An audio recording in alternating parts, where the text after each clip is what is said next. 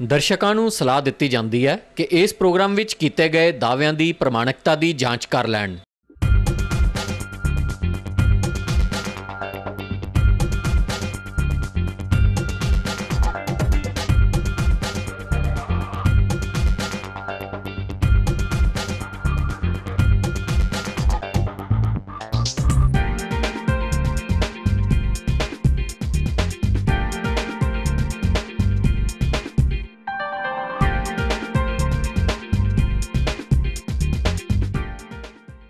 सत श्री अकाल प्यारे दर्शकों, प्रोग्राम परदेश की राह में तुहाडा स्वागत है। दर्शकों, इस प्रोग्राम के असीं तुहानूं मुखातिब करवाने अजिहियां शख्सियतां दे नाल जो कि तुहानूं विदेश जाण दे रस्तियां बारे जाणू करवाउंदे ने। एक बार फिर तो साडे स्टूडियो में हाज़र ने अरविंदर पाल सिंह जी, जो कि पिछले 13 सालों तो सिक्ख्या सलाहकार वजों काम कर रहे हैं। अरविंदर जी, तुहाडा बहुत बहुत स्वागत है जी। शुक्रिया मनीष जी। जी अरविंदर जी, आपां पिछले एपीसोड में गलबात की सी पोलैंड बारे। इस बार साडे नाल बड़े ही दर्शक अजिहे जुड़े ने जिन्हां ने पहलां जानकारी हासिल नहीं की। उन्हां नूं दसो, पोलैंड किस तरह की कंट्री है? मनीष जी, पोलैंड दुनिया के बहुत सोहने मुल्कों के विचों है। सेंट्रल यूरोप आ, इनू हार्ट ऑफ यूरोप कहा जाता। हार्ट का मतलब यूरोप का दिल, और दिल हमेशा ही खूबसूरत होंदा है। बहुत सोहना लोकेशन है, सेंट्रल यूरोप है, और पिछले काफ़ी समय तो इत्थे स्टूडेंट्स की पसंद नवी बन रहा है हुण। जी अरविंदर जी, जेकर आपां स्टडी के कंटैक्सट में गल करिए तां किस तरह की कंट्री है पोलैंड? इंटरनेशनल एजुकेशन अवेलेबल है इत्थे। प्रोग्राम्स ने जिन्हां विच तुसीं कोई समय इत्थे पढ़ सकते हो, बाद तुसीं माइग्रेट हो सकते हो। और ये 91 दे विच कम्युनिज्म तो अलग होया। पहलां इत्थे रशियन बोली जाती सी, उस तो बाद इन्हां ने इंग्लिश असैप्ट की है। और उस असैप्टेंस के नाल की हुण जिन्नियां यूनीवर्सिटीज़ जिन्ने कॉलेज का सब का जिहड़ा पैटर्न है वो इंग्लिश है हुण। सो इंग्लिश के नाल की एक ग्लोबलाइज वर्ल्ड हो जाता, जिथे कि सब तो वध सहूलीयत है कि सारे इंटरनेशनल स्टूडेंट्स उत्थे आके पढ़ सकते हैं। अफोर्डेबल एजुकेशन है, चीप एजुकेशन है, चीप लिविंग है। जी अरविंदर जी, जो आप दूसरी कंट्रीज़ की गल करते हैं, इंग्लैंड की गल करते हैं, कैनेडा की गल करते हैं, अमेरिका की गल करते हैं, वड्डी वड्डी यूनीवर्सिटीज़ ने, वड्डे वड्डे कॉलेजेस ने। बिल्कुल।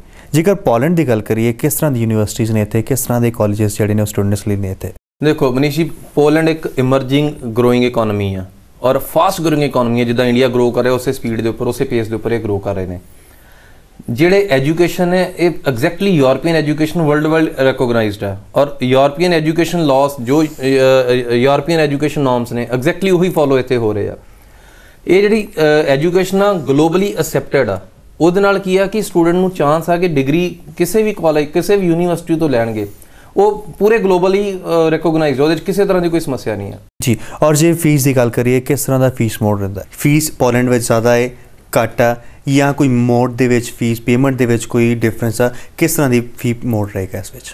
देखो मनीष जी, असीं रॉयल ट्रैवल्स ते एक चीज़ यकीनी बनाने हैं कि जिथे सानू किते लॉ दे विच प्रोविजन मिलती होवे, जिथे किते सानू गुंजाइश मिलती होवे, चाहे यूनीवर्सिटी वालों होवे, चाहे सानू कोई लॉस नू कह लो कि कंट्री दे लॉस दे विच होवे, असी ट्राई करते हैं कि स्टूडेंट्स की फीस जी वीज़ा तो बाद जाए जी।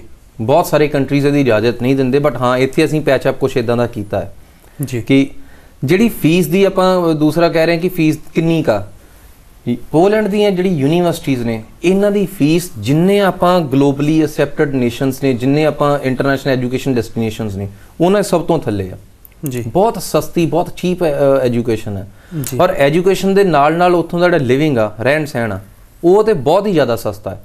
वो एक इनू अफोर्डेबल डेस्टिनेशन बनाता है। अफोर्डेबल डेस्टिनेशन के नाल यूरोपीयन एजुकेशन शुरू तो डिमांड दे विच आ। हाँ, साडे इत्थे जिहड़ी एजुकेशन आ बहुत सारे कंट्रीज़ दे विच, जिहड़े डेवलप कंट्रीज़ ने यूरोप दे, उन्हां विच इंग्लिश विच नहीं दित्ती जाती। अगर तुसीं जर्मन च पढ़ना तैनूं पहलां डच पढ़नी पैंदी है जी, फ्रांस विच पढ़ना तुसीं तैनूं फ्रेंच पढ़नी पैंदी ने। और इत्थे तैनूं पोलैंड दे विच इदां दी कोई रिस्ट्रिक्शन नहीं है। इत्थे जिहड़ी उत्थों दी यंग जनरेशन है, नवीं पीढ़ियां ने, वो इंग्लिश नूं अपना रही ने। वो लिंग्विस्टिक नहीं है, पुरानी लैंग्वेज नहीं फड़ के बैठे। रशियंस ही छड्डती उन्होंने, कम्युनिज्म तो अलग होए 91 दे विच, इट्स गॉन। हुण इंग्लिश की वारी है। ਉਹਦੇ ਨਾਲ ਸਾਨੂੰ ਸਾਰਿਆਂ ਨੂੰ ਫਾਇਦਾ कि साडे स्टूडेंट्स उत्थे जाके अफोर्डेबल एजुकेशन चीप प्राइसिस के उपर लै सकते हैं जी। अरविंदर जी, आपां कैनेडा की गल कीती सी, आस्ट्रेलिया की गल कीती सी, उदों आपां थर्ड पार्टी फंड्स बारे डिस्कस कीता सी।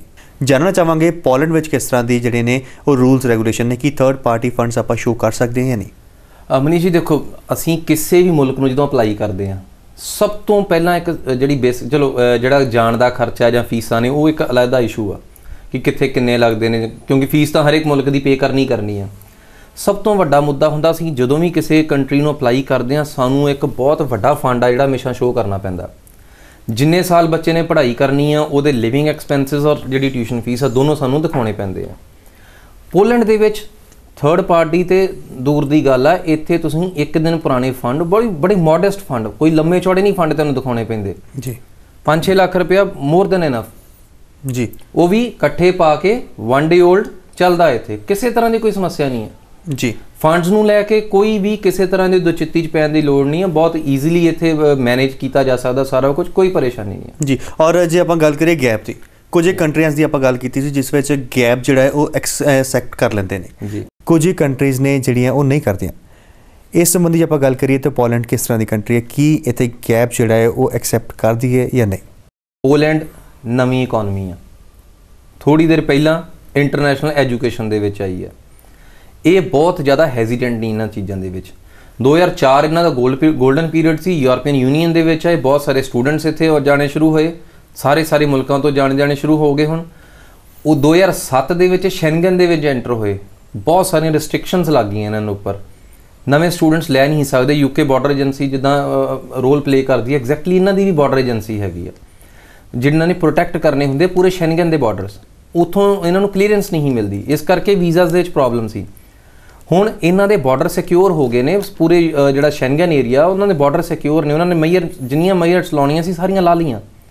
ਹੁਣ ਦੁਬਾਰਾ ਓਪਨ ਅਪ ਹੋਏ ਨੇ ਇਹ, ਔਰ ਜਦੋਂ ਓਪਨ ਅਪ ਹੋਏ ਨੇ ਹੁਣ ਬਹੁਤ ਜ਼ਿਆਦਾ, ਕਿਉਂਕਿ ਨਵੇਂ ਓਪਨ ਕੀਤੇ ਨੇ, ਇਸ ਕਰਕੇ ਵੀਜ਼ੇ 'ਚ ਕੋਈ ਖਾਸ ਸਮੱਸਿਆ ਨਹੀਂ ਦੇ ਰਹੇ। ਗੈਪ ਨੂੰ ਅਗਰ ਜਿਹੜਾ ਸਟੂਡੈਂਟ ਜੈਨੂਅਨ ਤੋਂ ਭਾਵ ਇਹ ਨਹੀਂ ਹੁੰਦਾ ਕਿ ਜਿਹੜਾ ਲਗਾਤਾਰ ਪੜ੍ਹਦਾ ਰਿਹਾ।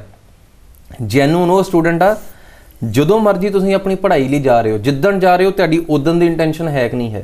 ਬਹੁਤ ਸਾਰੀਆਂ ਐਮਬੈਸੀਜ਼ ਇਸ ਤਰੀਕੇ ਨਾਲ ਵੇਖਦੀਆਂ ਨੇ ਕਿ ਜੈਨੂਅਨ ਹੋ ਜੀ, ਅਗਰ ਤੁਸੀਂ 1 ਸਾਲ ਦੀ ਪੜ੍ਹਾਈ ਛੱਡ ਦਿੱਤੀ ਤਾਂ ਤੁਸੀਂ ਜੈਨੂਅਨ ਨਹੀਂ ਰਹਿ ਗਏ ਜੀ। ਜਿਹੜੀ ਵੈਸਟਰਨ ਵਰਲਡ ਆ ਉਹਦੀ ਸੋਚ ਕੁਝ ਹੋਰ ਹੈ। ਉਹ ਸੋਚਦੇ ਨੇ ਕਿ ਅਗਰ ਤੁਸੀਂ ਐਜੂਕੇਸ਼ਨ ਲਈ ਹੈ, ਐਜੂਕੇਸ਼ਨ ਇੰਪਲੀਮੈਂਟ ਕਿੱਥੇ ਕੀਤੀ? ਅਗਰ ਇੰਪਲੀਮੈਂਟ ਨਹੀਂ ਕੀਤੀ ਐਜੂਕੇਸ਼ਨ ਤਾਂ ਉਸ ਐਜੂਕੇਸ਼ਨ ਦਾ ਕੀ ਫਾਇਦਾ? ਸਾਡੇ ਐਜੂਕੇਸ਼ਨ ਦਾ ਸਟਾਈਲ ਕੀ ਆ, ਅਸੀਂ ਨਾਰਮਲ ਇੱਕ ਸਟੂਡੈਂਟ +2 ਕੀਤੀ, ਕੀ ਸਬਜੈਕਟ ਰੱਖਣੇ ਜਿਹੜੇ ਸੌਖੇ ਹੁੰਦੇ ਜੀ ਪਾਸ ਕਰਨ ਨੂੰ ਰੱਖ ਲਓ। ਗ੍ਰੈਜੂਏਸ਼ਨ ਕੀਤੀ, ਉਸ ਤੋਂ ਬਾਅਦ ਪੋਸਟ ਗ੍ਰੈਜੂਏਸ਼ਨ ਕੀਤੀ, 1 ਕੀਤੀ ਐਮਏ, 2 ਕੀਤੀ, we just keep on adding degrees. ਅਸੀਂ ਡਿਗਰੀਆਂ ਇਕੱਠੀਆਂ ਕਰੀ ਜਾਂਦੇ, ਉਹਦਾ ਝੋਲਾ ਭਰ ਲੈਂਦੇ ਹਾਂ, ਵਰਤਣੀਆਂ ਕਿੱਥੇ ਆ ਸਾਨੂੰ ਨਹੀਂ ਪਤਾ। ਬਾਹਰਲੀ ਦੁਨੀਆ ਇੱਦਾਂ ਦੀ ਨਹੀਂ ਆ। ਤੁਸੀਂ ਪੜ੍ਹੇ ਹੋ, ਪੜ੍ਹਾਈ ਨੂੰ ਇੰਪਲੀਮੈਂਟ ਕੀਤਾ, ਉਹ ਤੋਂ ਕੋਈ ਪੈਸਾ ਕਮਾਇਆ, ਕੰਮਕਾਰ 'ਚ ਕਿਤੇ ਲਾਈ, ਉਹਦੀ ਯੂਟਿਲਿਟੀ ਵੇਖੋ ਕਿਤੇ। ਤੁਸੀਂ ਕੰਮਕਾਰ ਕਰਦੇ ਉਸ ਤੋਂ ਬਾਅਦ ਤੈਨੂੰ ਲੱਗਦਾ ਕਿ ਨਹੀਂ ਯਾਰ ਮੈਂ ਜਿਹੜਾ ਕੰਮ ਕਰ ਰਿਹਾ ਮੈਨੂੰ ਫਰਦਰ ਐਜੂਕੇਸ਼ਨ ਦੀ ਲੋੜ ਆ, ਤੁਸੀਂ 2-4 ਸਾਲ ਬਾਅਦ ਪੜ੍ਹਨ ਲੱਗ ਪੈਂਦੇ, ਓਕੇ ਆ, ਕਿਸੇ ਤਰ੍ਹਾਂ ਦੀ ਕੋਈ ਸਮੱਸਿਆ ਨਹੀਂ ਹੋਣ ਲੱਗੀ ਇਹਨਾਂ ਚੀਜ਼ਾਂ ਦੇ ਵਿੱਚ ਜੀ। ਔਰ ਅਰਵਿੰਦਰ ਜੀ, ਕਈ ਵਾਰੀ ਦੇਖਣ ਵਿੱਚ ਆਉਂਦਾ ਹੈ ਕਿ ਸਟੂਡੈਂਟਸ ਨੂੰ ਪਤਾ ਹੀ ਨਹੀਂ ਲੱਗਦਾ ਕਿ ਐਡਮਿਸ਼ਨਸ ਕਦੋਂ ਹੋ ਗਏ ਨੇ।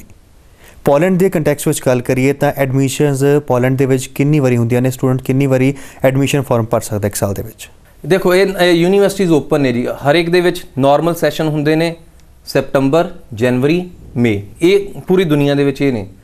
ਪਰ ਬਹੁਤ ਸਾਰੀਆਂ ਯੂਨੀਵਰਸਿਟੀਜ਼ ਇੱਥੇ ਕਿਉਂਕਿ ਹਾਲੇ ਗਰੋ ਕਰ ਰਹੀਆਂ ਨੇ, ਜਨ ਦੇ ਵਿੱਚ ਇਨਟੇਕ ਲੈਂਦੀਆਂ ਨੇ, ਮਾਰਚ ਦੇ ਵਿੱਚ ਫਿਰ ਲੈਂਦੀਆਂ ਨੇ, ਉਸ ਤੋਂ ਬਾਅਦ ਮਈ ਆ ਜਾਂਦਾ, ਜੁਲਾਈ ਆ ਜਾਂਦਾ, ਮਤਲਬ ਆਲਮੋਸਟ ਤੁਸੀਂ ਕਹਿ ਸਕਦੇ ਹੋ ਕਿ ਸਾਰਾ ਸਾਲ ਓਪਨ ਆ, ਕਿਸੇ ਤਰ੍ਹਾਂ ਦੀ ਕੋਈ ਸਮੱਸਿਆ ਨਹੀਂ ਹੈ। ਅਰਵਿੰਦਰ ਜੀ, ਦੇਸ਼ ਭਾਵੇਂ ਗਰੀਬ ਹੋਵੇ ਜਾਂ ਅਮੀਰ, ਕੋਈ ਵਿਦਿਆਰਥੀ ਕਿਸੇ ਵੀ ਦੇਸ਼ ਵਿੱਚ ਪੜ੍ਹਨ ਵਿੱਚ ਜਾਂਦਾ ਹੈ, ਪੜ੍ਹਨ ਲਈ ਜਾਂਦਾ ਹੈ, ਤਾਂ ਉਹਦੇ ਜ਼ਹਿਨ ਦੇ ਵਿੱਚ ਇੱਕ ਜਿਹੜੀ ਇਹ ਚੀਜ਼ ਉਹ ਜ਼ਰੂਰ ਰਹਿੰਦੀ ਹੈ ਕਿ ਉਹ ਆਪਣੀ ਸਟੱਡੀ ਦੇ ਨਾਲ ਕੁਝ ਨਾ ਕੁਝ ਕਮਾਈ ਜ਼ਰੂਰ ਕਰੇ ਤਾਂ ਕਿ ਆਪਣਾ ਜਿਹੜਾ ਖਰਚਾ ਹੈ ਉਹ ਖੁਦ ਕੱਢ ਸਕੇ। ਬਿਲਕੁਲ ਜੀ। ਕੀ ਪੋਲੈਂਡ ਦੇ ਵਿੱਚ ਸਟੂਡੈਂਟ ਡਿਊਰਿੰਗ ਸਟੱਡੀ 4 ਪੈਸੇ ਕਮਾ ਸਕਦਾ ਤਾਂ ਕਿ ਉਹ ਆਪਣਾ ਖਰਚਾ ਖੁਦ ਕੱਢ ਸਕੇ?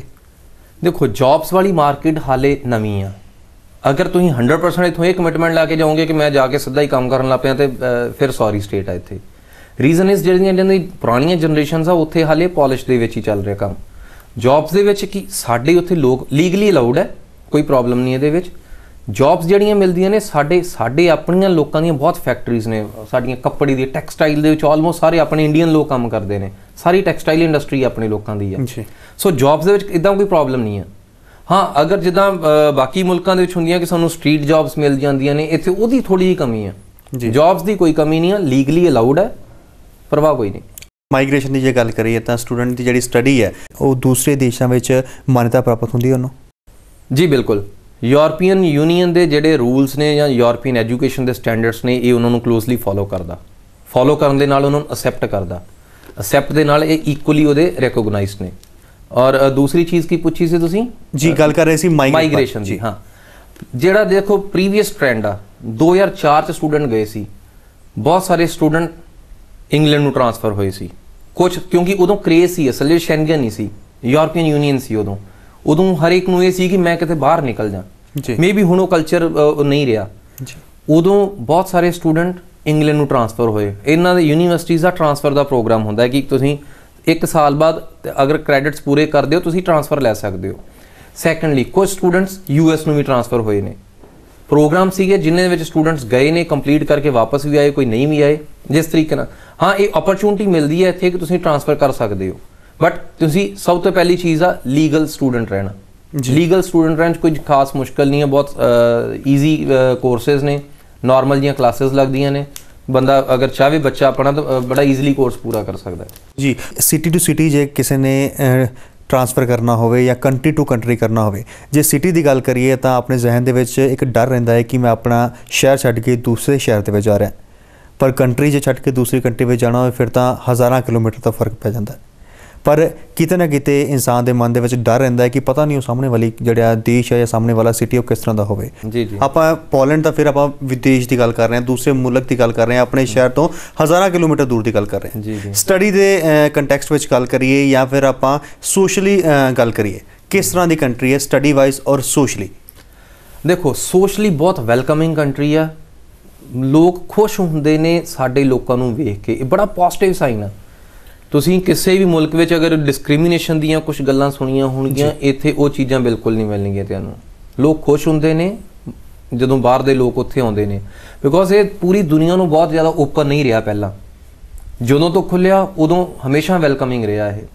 ਇਹਦੇ ਨਾਲ ਹੀ ਸਾਡੀ ਮਿਨਿਸਟਰੀ ਦੇ ਵੀ ਅੱਗੇ ਇਹਨਾਂ ਦੇ ਨਾਲ ਬੜੇ ਕਲੋਜ਼ਲੀ ਐਸੋਸੀਏਟਡ ਨੇ। ਸਾਡੇ ਕਲਚਰਲ ਗਰੁੱਪਸ ਇੱਥੋਂ ਜਾਂਦੇ ਆ, ਉਹਨਾਂ ਦੇ ਕਲਚਰਲ ਗਰੁੱਪਸ ਇੱਥੇ ਆਉਂਦੇ ਆ, ਪਰਫਾਰਮ ਕਰਦੇ ਨੇ ਸਾਰੇ ਉਹ, ਮਤਲਬ ਉੱਧਰਲੇ ਲੋਕ ਇੱਥੇ ਆ ਕੇ ਔਰ ਸਾਡੇ ਲੋਕ ਉੱਥੇ ਜਾ ਕੇ। ਤੀਸਰੀ ਚੀਜ਼, ਜਿਹੜੀਆਂ ਸੋਸ਼ਲ ਟਾਈਜ਼ ਆ ਉਹ ਹੁਣ ਇੰਨੀਆਂ ਕੁ ਸਟਰੋਂਗ ਨੇ ਕਿ ਸਾਡੇ ਉੱਥੇ ਪਹਿਲੀ ਗੱਲ ਇਨਸਿਕਿਉਰਿਟੀ ਹੈ ਨਹੀਂ ਉੱਥੇ। ਜਿਹੜੀ ਈਵਨ ਅਗਰ ਆਪਾਂ ਕਹਿ ਰਹੀਏ ਕਿ ਕੁੜੀਆਂ ਦਾ ਮੁਲਕ ਆ ਤਾਂ ਵੀ ਕੋਈ ਗੱਲ ਨਹੀਂ ਹੈ, ਗਲਤ ਨਹੀਂ ਹੈ ਇਹਦੇ ਵਿੱਚ, ਕਿਉਂਕਿ ਕੁੜੀਆਂ ਦੀ ਪਾਪੂਲੇਸ਼ਨ ਜ਼ਿਆਦਾ ਆ।